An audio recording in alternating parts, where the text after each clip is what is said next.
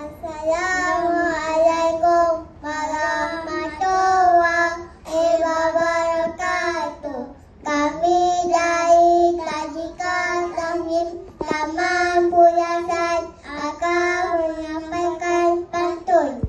Pergi ke pasar membeli ikan, ikan kecil, ikan gerama. Salam sapa kami ucapkan. Assalamualaikum hadirin semua.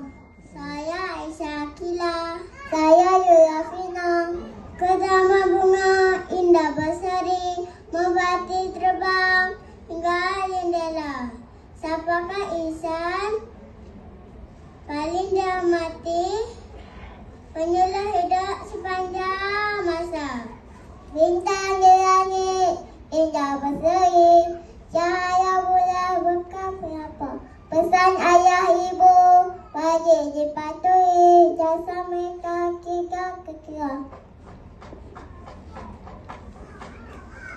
Bunga melati harum baunya, tumbuh mekar di tepi kota. Siapakah insan tiada tandingnya, membawa bahagia hingga dewasa.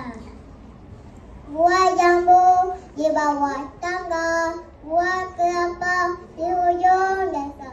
Kasih ibu membawa ke syurga, kasih bapa panjang masa.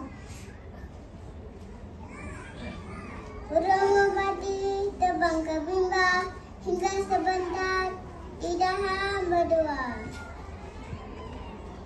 Apakah amanah ibu dan bapa? Kasih bantuan. Tadi bantuan sepanjang masa. Duduk behat di pohon kelapa, sambil minum udara desa.